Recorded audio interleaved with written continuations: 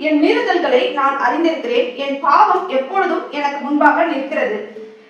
இதெல்லாம் மீறுதல்னு எனக்கு தெரியுது. அந்த பாவத்தினுடைய குற்ற உணர்ச்சி அவன் கண்களுக்கு முன்பாக நிற்கிறது. தேவரீர் ஒருவருக்கே விரோதமாக நான் பாவம் செய்து உமது கண்களுக்கு முன்பாக பொல்லாங்கானதை நடப்பித்தேன். யாருக்கு விரோதமா இப்ப பாவம் செஞ்சுட்டே சொல்றான்? தேவனுக்கு விரோதமாக பாவம் செய்தேன். இன்றைக்கு யாரெல்லாம் தேவனுக்கு விரோதமாக பாவம் செஞ்சுட்டேன்னு நம்மளால சொல்ல முடியும்?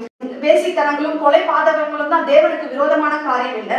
வன்கண் கூட தேவனுக்கு விரோதமானது, பொறாமை கூட தேவனுக்கு விரோதமான பாவம் தான் அப்படின்னு இப்பதான் பார்த்தோம் இல்லையா? இருதயத்துல இருந்து வெளிப்படுகிற அந்த பொறாமை, வன்கண் இதெல்லாம் கூட என்னதான் பாவம் தான் அப்படின்ற போல சொல்றாரு இயேசு.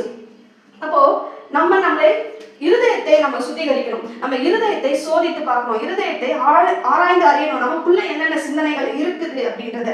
நீர் பேசும்போது உம்முடைய நீதி விளங்கவும், நீர் நியாயம் தீர்க்கும் போது உம்முடைய பரிசுத்தம் விளங்கவும் இதை அறிக்கையிடுகிறேன். இதோ நான் துர்க்குணத்தில் உருவானேன், என் தாய் என்னை பாவத்தில் கர்ப்பம் தரித்தாள். இவனுடைய பாவம் எங்கிருந்துதான் வந்துருச்சுன்னு சொல்றான். அவன் தாயின் கருவில் இருக்கும் போதே அவனுக்குள்ள அந்த பாவம் இப்ப வெளிப்பட்டது போல அவன் பேசுறான். என் தாய் என்னை பாவத்திலே கர்ப்பம் தரித்தாள். அந்த பாவமானது இன்றைக்கு என்னை ஆட்கொண்டது அப்படின்றத போல அவன் சொல்றான். இதோ உள்ளத்தில் உண்மை இருக்க விரும்புகிறீர், அந்த கரணத்தில் ஞானத்தை எனக்கு தெரியப்படுத்துவேன். நீர் என்னை ஈசோப்பினால் சுத்திகரியும், அப்பொழுது நான் சுத்தமாவேன். என்னை கழுவி அருளும், அப்பொழுது நான் உறைந்த மழையிலும் வெண்மையாவேன். ஈசோப்பினால் என்னை கழுவி சுத்திகரியும் சொல்றான். ஈசோப்பு இது நமக்கு தெரியும் இல்லையா? இஸ்ரவேல் ஜனங்களை தேவன் ஆட்டுக்குட்டியை பலியிட்டு அதோட ரத்தத்தை ஈசோப்பினால எடுத்து வீட்டு நிலக்கால பூச சொன்னார். அப்படிப்பட்ட காரியம் எதுக்காக நடந்தது? அவங்களுடைய பாவங்கள் கழுவப்படணும்.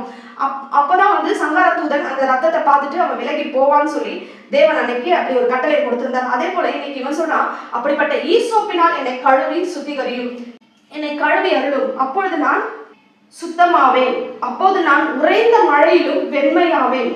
திரும்ப திரும்ப தேவனே என்னை நீர் சுத்திகரியும், நீர் சுத்திகரியும், நீர் சுத்திகரியும். ஏன்னா நம்மளை நாமளே சுத்திகரிக்க முடியாது.